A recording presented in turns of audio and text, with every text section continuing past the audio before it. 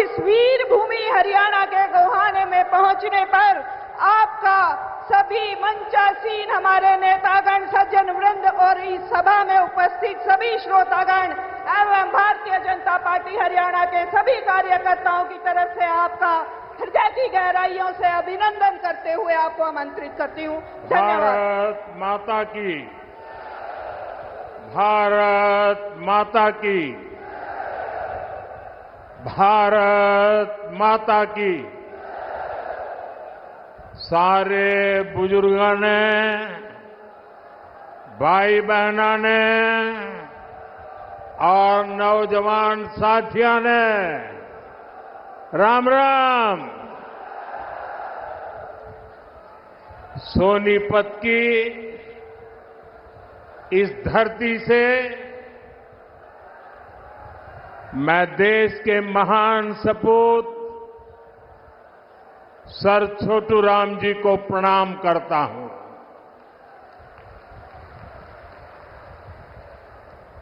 Sir Chhotu Ram ji का जीवन किसानों और वंचितों के लिए समर्पित रहा। हरियाणा की लोक कला को समृद्ध करने वाले बाबा लक्ष्मी चंद जी को भी मैं नमन करता हूं। आज 25 सितंबर है। हमारे पथ प्रदर्शक पंडित दीनदयाल उपाध्याय जी की जन्म जयंती भी है। अंत्योदय और गरीबों की सेवा के लिए पंडित दीनदयाल उपाध्याय जी ने जो रास्ता दिखाया, वो प्रत्येक भाजपा कार्यकर्ता के लिए संकल्प पथ की तरह है। उनकी प्रेरणा से भाजपा भारत को विकास की नई ऊंचाई पर ले जा रही है, गरीबों का उत्थान कर रही है। मैं श्रद्धेय दीनदयाल जी को श्रद्धापूर्वक नमन करता हूं। साथियों, जैसे जैसे वोटिंग का दिन पास आ रहा है, वैसे वैसे कांग्रेस पस्त पड़ती जा रही है।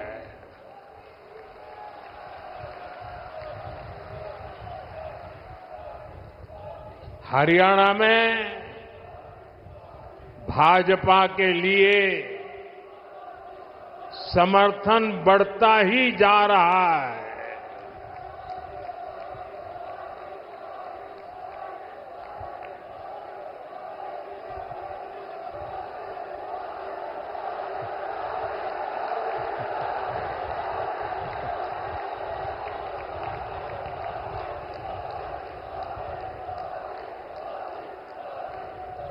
आपका ये प्यार, ये अपनापन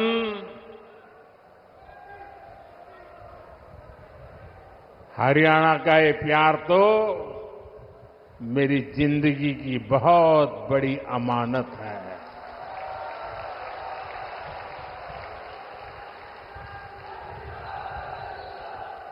मैं बड़े गर्व के साथ कहता हूं, मैं जो कुछ भी हूं उसमें हरियाणा का भी बहुत बड़ा योगदान है।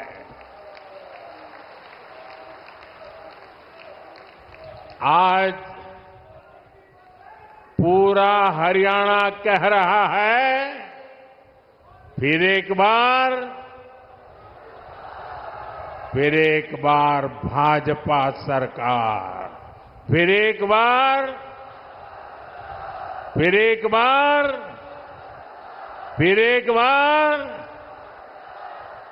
साथियों, आज जम्मू कश्मीर में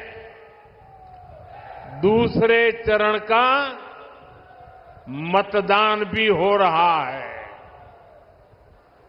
ये मतदान शांतिपूर्ण तरीके से चल रहा है। लोग सुबह से ही वोट डालने के लिए कतारों में लग गए हैं। पहले चरण में जिस तरह जम्मू कश्मीर में वोटिंग का रिकॉर्ड टूटा, वो भी दुनिया ने देखा है।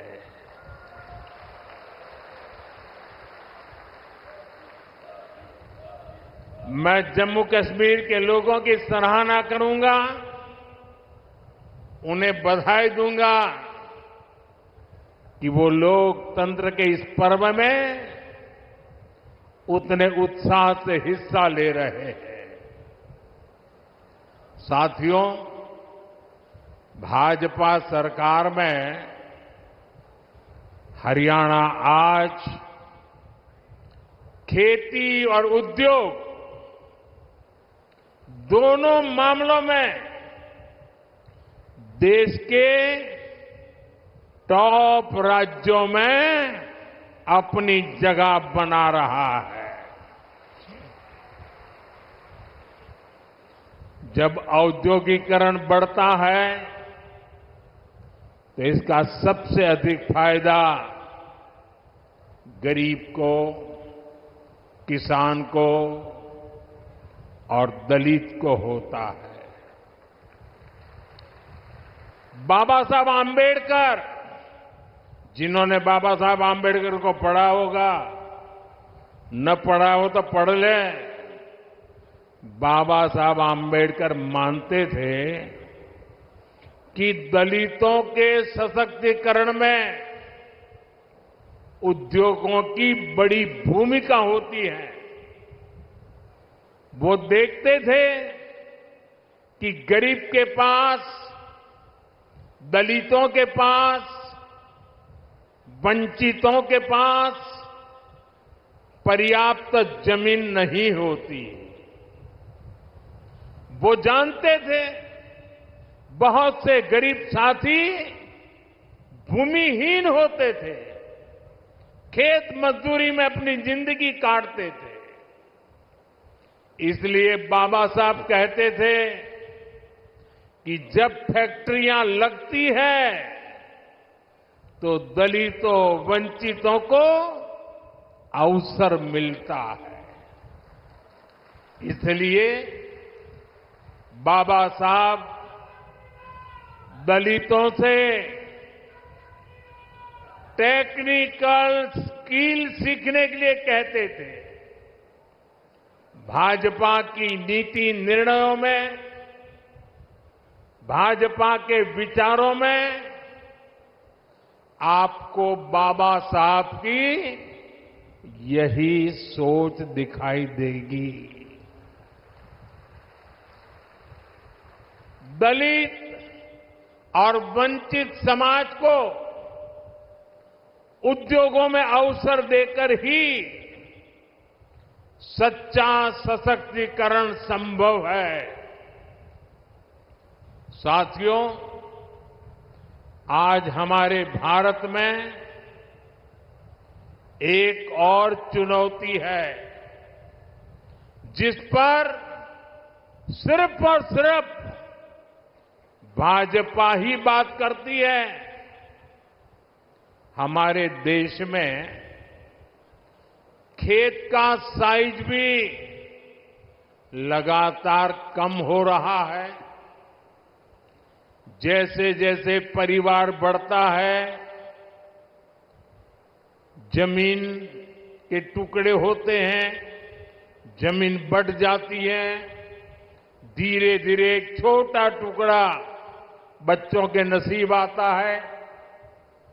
आबादी बढ़ रही है, लेकिन खेत छोटा हो रहा है।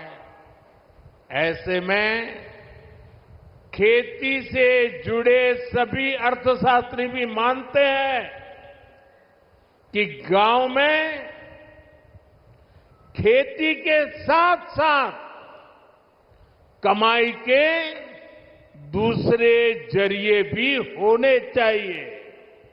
अकेली खेती पे गुजारा पूरे परिवार के लिए, और इसलिए हर मां बाप चाहता है कि एक बेटा खेती करेगा, दूसरा शहर में जाके काम करेगा।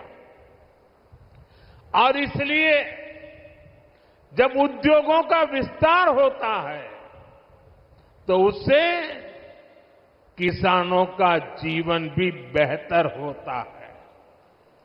इससे किसान परिवार के बच्चों को भी अच्छी नौकरियां मिलती हैं, अच्छे अवसर मिलते हैं। और इसलिए साथियों, भाजपा खेती को भी बढ़ावा देती है, व्यापार कारोबार को भी बढ़ावा देती है। भाइयों और बहनों, कल रात को ही मैं अमेरिका से लौटा हूं। अमेरिका में मेरी मुलाकात दुनिया के बड़े बड़े नेताओं से, बड़ी बड़ी कंपनियां चलाने वालों से हुई। जिन कंपनियों के सीईओ से मैं मिला, एक एक कंपनी लाखों करोड़ रुपए के कारोबार कम करती है। मैंने उन्हें भारत के नौजवानों के टैलेंट के बारे में बताया। साथियों, पिछले 10 साल में पूरी दुनिया में भारत पर भरोसा बढ़ा है। और मैं हरियाणा के लोगों को एक बात तो जरूर बताऊंगा। कल जब मैं न्यूयॉर्क गया परसों, तो वहां स्वागत के लिए बहुत बड़ी मात्रा में भारतीय समुदाय था। लेकिन सबसे बड़ी बात वो थी कि वहां पर पूरा हरियाणा खड़ा कर दिया गया था। अमेरिका में पली बड़ी हमारी हरियाणा की बेटी और उसके साथ और 5-7 बहनें, हरियाणा के हमारे साथी, उन्होंने हरियाणा का जो अभी नृत्य आप यहां देख रहे थे ना, वैसा नृत्य न्यूयॉर्क में करके स्वागत कर रहे थे। यानी हरियाणा खड़ा कर दिया था उन्होंने। साथियों, आज एक बात का विश्वास हुआ है कि अब भारत करप्शन, परिवारवाद से मुक्त होकर तरक्की कर रहा है। दुनिया को लगता है कि आने वाले समय में कोई देश सबसे तेज आगे बढ़ेगा तो वो देश है भारत।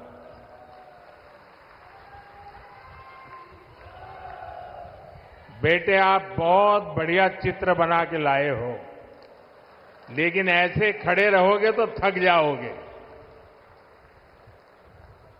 आप मेरे लिए लाए हैं। चलिए, मैं मेरे एसपी जी को कहता हूं, वो आपसे वो फोटो ले लेंगे। पीछे अपना नाम पता लिख लेना, मैं आपको चिट्ठी लिखूंगा। अपना नाम पता पीछे लग देना।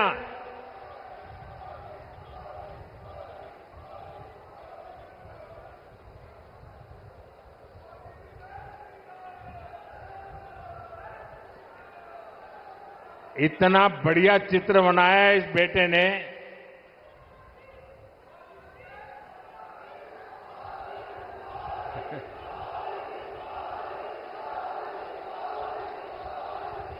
साथियों, आज दुनिया की बड़ी बड़ी कंपनियां भारत में निवेश के लिए, यहां अपनी फैक्ट्रियां लगाने के लिए आतुर है। आप सोचिए, जब इतनी बड़ी कंपनियां भारत में निवेश करेगी तो इसका बहुत अधिक फायदा मेरे हरियाणा को होगा, यहां के नौजवानों को होगा, यहां के किसानों को होगा। आज हमारा ये हरियाणा गुरुग्राम, फरीदाबाद से लेकर सोनीपत, पानीपत तक दुनिया की बड़ी बड़ी कंपनियों का सेंटर बन रहा है। थैंक यू बेटा, मिल गया मुझे, मिल जाएगा, इनको दे दीजिए। हाँ, शाबाश। अब आराम से बैठो बेटा, देखिए गिरना मत। देश से निर्यात होने वाले 35% से अधिक कालीन और करीब 20% कपड़े हरियाणा में ही बनते हैं। यहां खड़खौदा में देखिए, भाजपा औद्योगिक शहर बना रही है। कोशिश यही है कि यहां के हमारे नौजवानों को ज्यादा से ज्यादा नौकरियां मिले, रोजगार मिले। हरियाणा भाजपा ने घोषणा की है कि ऐसे अनेक औद्योगिक शहर राज्य के अलग अलग हिस्सों में बनाए जाएंगे। अभी मारुति का कारखाना लगना भी यहां तय हो गया है। आने वाले समय में ऐसे कई बड़े बड़े कारखाने यहां लगने वाले हैं। साथियों, मेक इन इंडिया के 10 सालों ने भी इसमें बड़ी भूमिका निभाई है। हम मोबाइल फोन से लेकर लड़ाकू विमान और विमान वाहक पोत तक अब भारत में बना रहे हैं। बीते 3 साल में ही मैन्युफैक्चरिंग से जुड़े सेक्टर में लाखों नए रोजगार बने हैं। आज भारत में बनी चीजें हम उन देशों को भी बेच रहे हैं जहां से पहले हम मंगाया करते थे। अब आप देखिए, भारत में बनी सुजुकी गाड़ियां, मूलतः वो कंपनी जापान की है। सुजुकी कंपनी गाड़ी अब यहां बनाती है और जापान वाले भारत से वो गाड़ी मंगवा करते खरीदते हैं। और ये कमाल कहां होता है मालूम है? ये कमाल कहां होता है मालूम है? ये कमाल मेरी हरियाणा की धरती से होता है। हरियाणा की धरती से बने उत्पाद आज दुनिया के बाजारों में पहुंच रहे हैं। यही है नए भारत की ताकत। साथियों, अब जब दुनिया भर से लोग भारत में फैक्ट्री लगाना आना चाहते हैं, नई कंपनियां खोलने आना चाहते हैं, तो आप खुद सोचिए हरियाणा में यहां कैसी सरकार होनी चाहिए। हरियाणा में उद्योगों को बढ़ावा देने वाली भाजपा सरकार जरूरी है। हरियाणा में नौकरियों को बढ़ावा देने वाली भाजपा सरकार जरूरी है, क्योंकि आप भी जानते हैं जहां भी केंद्र सरकार आई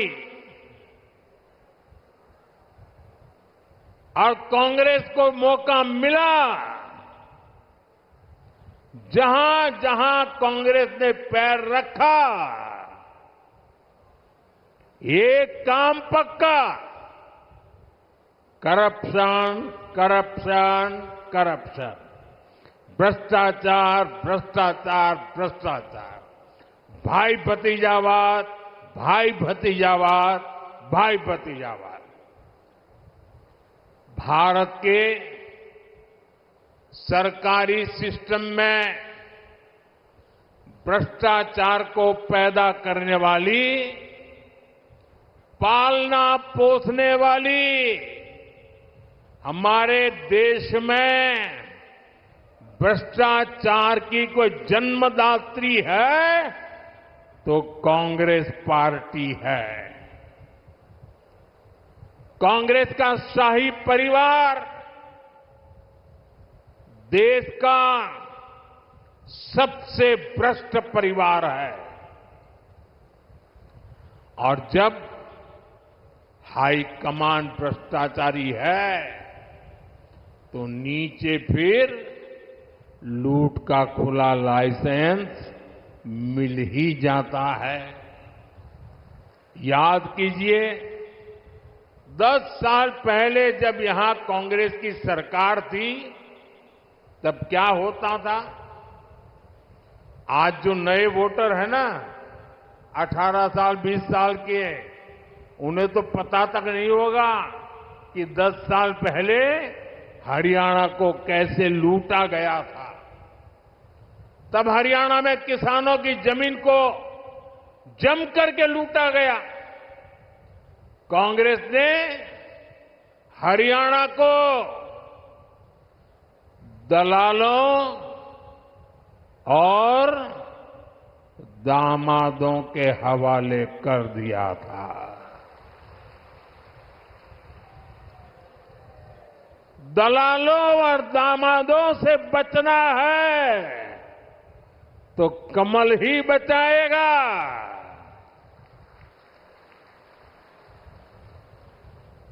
किस किस कांग्रेस नेता पर आरोप लगे हैं ये आप अच्छे से जानते हैं। हरियाणा में एक भी नौकरी ऐसी नहीं थी, ये 10 साल पहले की कथा है, एक भी नौकरी ऐसी नहीं थी जिसमें खर्ची और पर्ची न चलती हो।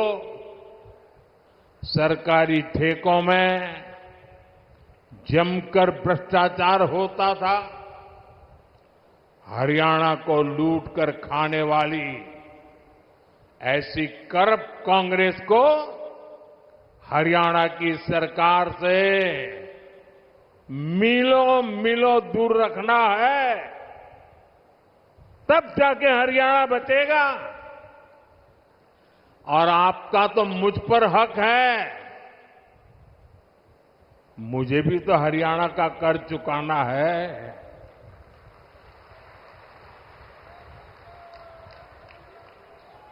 और मुझे खुशी है कि हरियाणा के लोग इतने समझदार हैं कि वो राज्य और केंद्र की ताकत क्या होती है ये जितना हरियाणा के लोग समझते हैं ना, हिंदुस्तान में और कोई उतना नहीं समझता है जितना हरियाणा वाले समझते हैं। और इसलिए हरियाणा हमेशा राज्य में वही सरकार बनाता है जिसकी दिल्ली में सरकार होती है।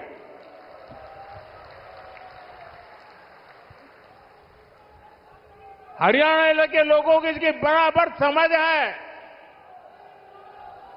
साथियों, जैसी स्थिति यहां कांग्रेस ने उस समय बनाई थी, आज कर्नाटका में उनकी सरकार है। जरा देखिए, अभी तो 2 साल हुए हैं, क्या हाल करके रखा है। वहां कांग्रेस के मुख्यमंत्री उन पर जमीन घोटाले के आरोप लगे हैं। जब इसकी जांच शुरू हुई तो कर्नाटका के मुख्यमंत्री हाईकोर्ट चले गए। हाईकोर्ट ने भी उनको एक और डंडा मारा। उन्होंने कहा कोई मदद नहीं होगी, और कल ही हाईकोर्ट ने साफ साफ कहा कि जांच के आदेश सही है और जांच होनी चाहिए। अब देखिए, 2 साल मुश्किल से हुए हैं, आदत जाती नहीं है। क्या हरियाणा में इनको ये पाप करने का ठेका दे सकते हैं क्या? हरियाणा में इनको घुसने दे सकते हैं क्या? आप ये गलती मत करना। 10 साल बाहर रहे तो सुधर गए होंगे, ये सुधर सकते ही नहीं जी, ये कभी नहीं सुधर सकते। और भाइयों बहनों, कर्नाटका में सिर्फ जमीन घोटाले का ही मामला नहीं है। वहां मेरे दलित भाई बहन, ये समझिए, कांग्रेस पार्टी के अध्यक्ष भी कर्नाटका से आते हैं, दलित समाज से हैं। कर्नाटका में दलितों के लिए जो फंड था, उसमें भी कांग्रेस ने घोटाला किया। ये वहां की कांग्रेस सरकार ने, वहां के सीएम ने विधानसभा में खुद इस बात को स्वीकार किया है। अब बताइए, जहां भ्रष्टाचार होगा, वहां दुनिया का कोई देश, कोई भी निवेश करने वाला, कोई भी कारखाना लगाने वाला हरियाणा की धरती पर आएगा क्या? तो हरियाणा का नुकसान होगा कि नहीं होगा? हरियाणा में निवेश नहीं आएगा तो नौजवानों को नौकरी कैसे मिलेगी? साथियों, कांग्रेस से बड़ी बेईमान और धोखेबाज पार्टी देश में और कोई नहीं है। ये हरियाणा के किसानों के लिए बड़ी बड़ी घोषणाएं करते हैं, लेकिन जहां सत्ता में है, जरा आपके यहां आए तो उनको पूछो, भाई तुम यहां आकर के सारे सपने दिखा रहे हो, कर्नाटका में तुम्हारी सरकार है, वहां तो किसानों को लागू करो नहीं बोल रहे हो।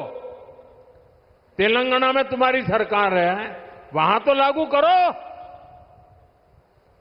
ये झूठ बोल रहे हैं, ये आपकी आंख में धूल झोंक रहे हैं।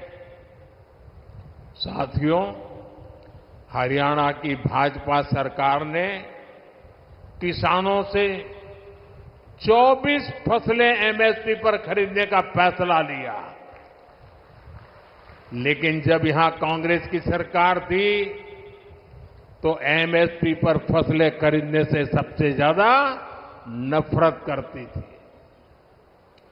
यही कांग्रेस की सच्चाई है, जो हरियाणा के किसान को पूरी तरह कांग्रेस को पहचान लेना जरूरी है। साथियों, भाजपा सरकार निरंतर किसान हक में बड़े फैसले ले रही है।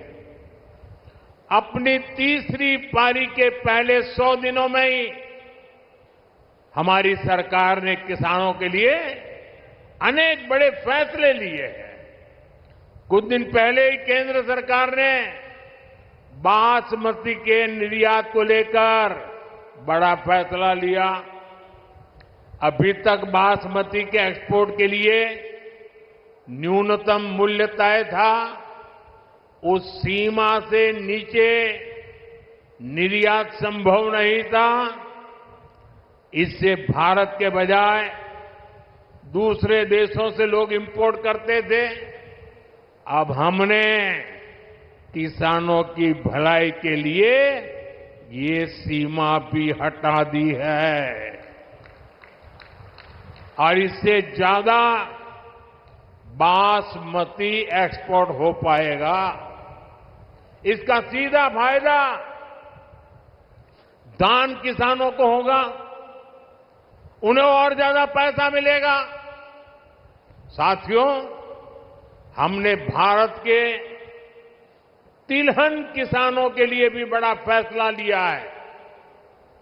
विदेश से आयात होने वाले तेल पर हमने टैक्स बढ़ा दिया है। कोशिश यही है कि भारत के किसानों के तिलहन की ज्यादा से ज्यादा खरीद हो और तिलहन की खेती करने वाले किसानों को ज्यादा से ज्यादा उसका लाभ हो। तिलहन किसानों को भी इसका लाभ होगा। अब जैसे सूरजमुखी के आयात पर पहले टैक्स नहीं था, अब 20% टैक्स लगाया गया है। इससे हरियाणा के सूरजमुखी की पैदावार से जुड़े हमारे जो किसान भाई बहन हैं, उनको बेहतर दाम मिलेंगे। भाजपा ये सब इसलिए कर रही है ताकि हमारे किसान ज्यादा से ज्यादा तिलहन उगाएं और पैसे कमाएं। और भाजपा कांग्रेस की तरह कोरी घोषणाएं नहीं कर रही है, बल्कि जमीन पर बारीक से बारीक काम कर रही है। तभी हरियाणा के किसानों को भाजपा पर भरोसा होता है। साथियों, हरियाणा के किसान हो या युवा, उनका भविष्य भाजपा सरकार में ही सुरक्षित है। बीते 10 साल में हरियाणा में भाजपा की सरकार है। हमारी सरकार पर, हमारे मुख्यमंत्री पर भ्रष्टाचार के कोई आरोप नहीं लगे। यहां भाजपा सरकार ने सरकारी नौकरियों में खर्ची और पर्ची को बंद किया।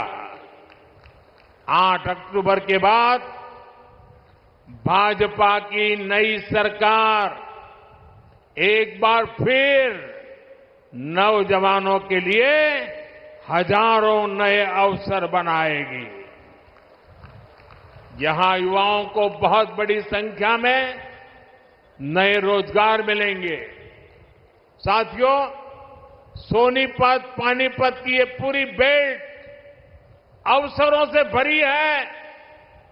यहां पर हो रहे विकास कार्य इस पूरे क्षेत्र को आधुनिक पहचान दे रहे हैं। भाजपा सरकार ने सोनीपत तक मेट्रो के विस्तार को स्वीकृति दी है। आज जिस तरह इस क्षेत्र में भाजपा ने नए हाईवे बनवाए हैं, उस मामले में तो एक क्षेत्र सबसे कनेक्टेड इलाकों में से एक बन रहा है। साथियों, हरियाणा भारत की मेडल फैक्ट्री भी है। हाल में ओलंपिक्स और पैरालंपिक्स में भारत के शानदार प्रदर्शन में हरियाणा के खिलाड़ियों की बड़ी भूमिका रही है। अब भारत में हम 2036 में, 2036 में ओलंपिक कराने के लिए प्रयास कर रहे हैं। इसका फायदा हरियाणा के नौजवानों को होगा। यहां स्पोर्ट्स का नया इंफ्रास्ट्रक्चर बनेगा। गांव-गांव में नए खिलाड़ियों को अवसर मिलेगा। आप देखिए, देश की तीसरी स्पोर्ट्स यूनिवर्सिटी यहां भाजपा ने ही सोनीपत में बनवाई है। अब हरियाणा भाजपा ने घोषणा की है, हर जिले में अलग अलग ओलंपिक खेलों की नर्सरी बनाएंगे। हरियाणा की बेटियां, हरियाणा के बेटे दुनिया भर में जाकर मेडल लाए, उसमें भाजपा हर तरह से उनकी मदद कर रही है। साथियों, आपके पास तो हमारे साथी मोहनलाल बड़ोली जी के रूप में हरियाणा भाजपा का अध्यक्ष है। अरविंद शर्मा जी जैसे अनुभवी जनप्रतिनिधि है, जिनको इतने साल तक केंद्र में रहने का अनुभव है। इनके रहते यहां के विकास की गति और तेज होना तय है। साथियों, सोनीपत की ये धरती उन वीर जवानों की भी धरती है, जिन्होंने हिमालय की ऊंची चोटियों पर दिन रात मातृभूमि की रक्षा की है। हरियाणा की वीर माताओं की हजारों संतानें आज बॉर्डर पर है। यहां के अनेक संतानें हैं जिन्होंने जम्मू कश्मीर में हालात को सामान्य बनाने में मदद की है। वहां आतंक और अलगाव के जख्म हरियाणा के वीर बेटों ने अपने शरीर पर खाए हैं। अब मत भूलिए, कांग्रेस की कुनीति से निकले पत्थर हरियाणा की संतानों पर फेंके जाते थे। आज जब जम्मू कश्मीर में शांतिपूर्ण मतदान होता है, तो सबसे अधिक खुशी हरियाणा की वीर माताओं को होती है। लेकिन कांग्रेस और इसके साथियों को जम्मू कश्मीर में शांति पसंद नहीं है। कांग्रेस जम्मू कश्मीर में फिर से धारा 370, आर्टिकल 370 वापस लाना चाहती है। कांग्रेस जम्मू कश्मीर में आतंक और अलगाव को फिर से हवा देना चाहती है। तुष्टीकरण के लिए कांग्रेस देश के दुश्मनों के एजेंडा को भारत में लागू करना चाहती है। ऐसी कांग्रेस को आप हरियाणा के लोग सबक सिखाएंगे, ये मुझे पूरा भरोसा है।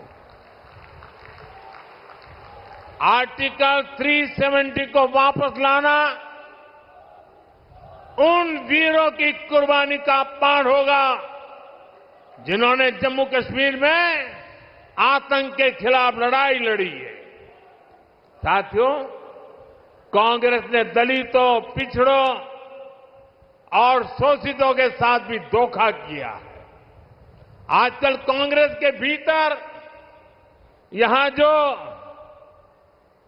सिर फुटोवल हो रही है, ये पुराने पाकों का ही परिणाम है।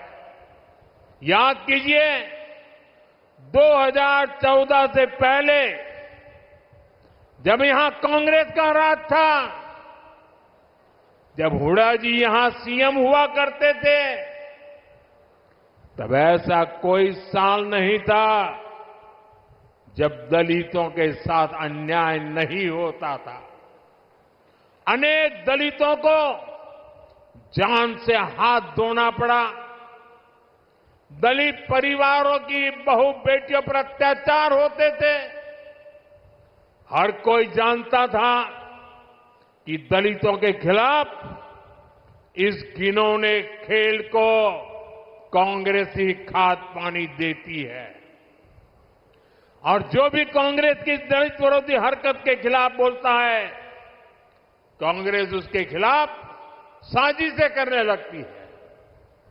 ये आज हरियाणा का दलित समाज एक बार फिर हरियाणा के अंदर कांग्रेस का जो ड्रामा चल रहा है उसे देख रही है। साथियों, कांग्रेस ने हमेशा ही दलित, ओबीसी और आदिवासियों को भागीदारी से वंचित रखा है।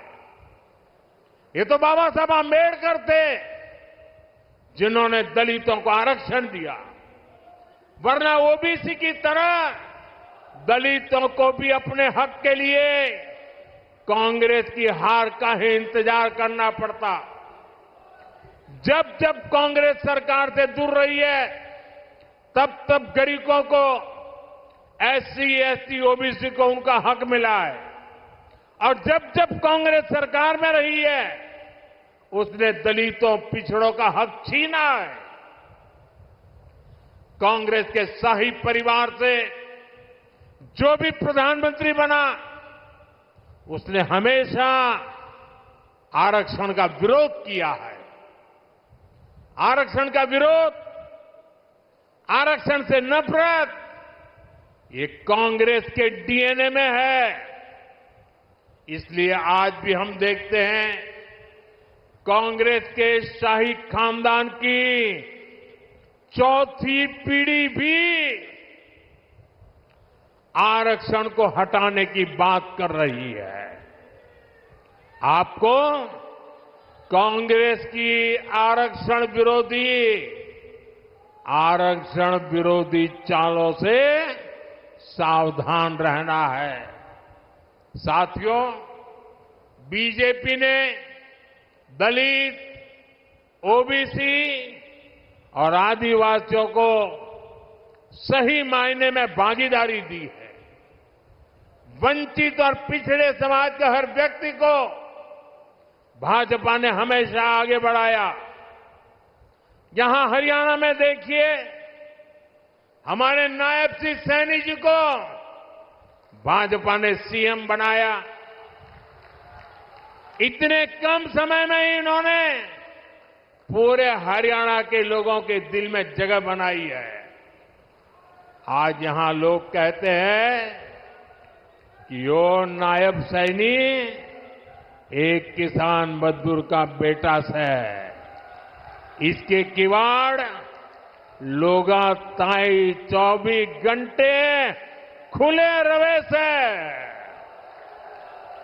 भाइयों और बहनों, कांग्रेस की सरकारों की एक और पहचान है, कांग्रेस सरकार अस्थिरता के लिए भी जानी जाती है।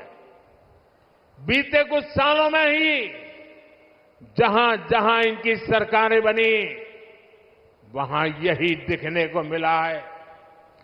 कांग्रेस शासित हर राज्य में उनके मुख्यमंत्री और मंत्री झगड़ों में उलझे हुए हैं। उनको जनता की तकलीफ, उनके दुख दर्द से कोई लेना देना नहीं है। कर्नाटक में उनके सीएम और डिप्टी सीएम आपसी लड़ाई में बिजी हैं। तेलंगाना, हिमाचल प्रदेश, वहां भी यही कहानी है।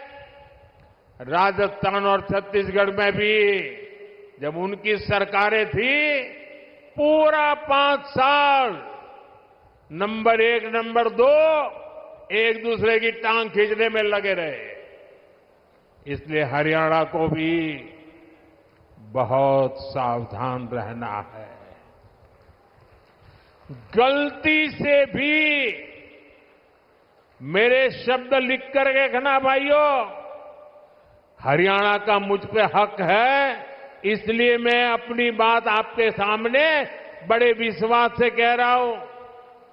याद रखना, गलती से भी कांग्रेस आ गई तो अपने झगड़ों में ही हरियाणा को बर्बाद करके छोड़ेंगे। यहां पर कांग्रेस में जिस तरह झगड़े बढ़ रहे हैं, पूरा हरियाणा देख रहा है। कांग्रेस को वोट देना यानी हरियाणा की स्थिरता और विकास को दांव पर लगाना है, बर्बादी के दरवाजे खोलना है। यह अस्थिरता हरियाणा में हर काम ठप कर देगी। यहां निवेश और नौकरी दोनों पर असर होगा। इसलिए आपको सिर्फ और सिर्फ कमल के निशान पर बटन दबाना है। साथियों, इस भूमि ने भगत फूल सिंह जैसे महापुरुष देश को दिए हैं, जिन्होंने तब बेटियों की शिक्षा को अपना मिशन बनाया जब बेटियों को पढ़ाना असंभव था। ये मेरा सौभाग्य है कि 2015 में पानीपत से ही मुझे बेटी बचाओ बेटी पढ़ाओ अभियान का शुभारंभ करने का अवसर मिला। कांग्रेस ने 60 साल देश पर राज किया, लेकिन उसे कभी देश की बेटियों की चिंता नहीं हुई। अगर कांग्रेस को चिंता होती तो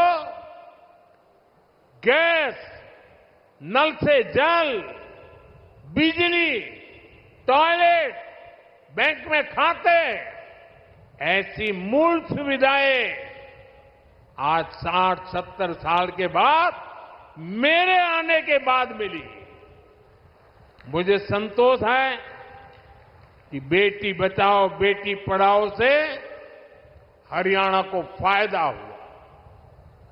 10 साल पहले हरियाणा में 1000 बेटों पर सिर्फ 866 बेटियां थी। आज ये संख्या बढ़कर 914 हो चुकी है। आज हरियाणा की बेटियां स्पोर्ट्स में दम दिखा रही हैं। आज हरियाणा की बेटियां पुलिस और सेना में दम दिखा रही है। हमें गर्व है कि एनडीए में जो महिला कैडेट्स का जो फर्स्ट बैच था, उसमें हरियाणा की बेटी ने टॉप किया।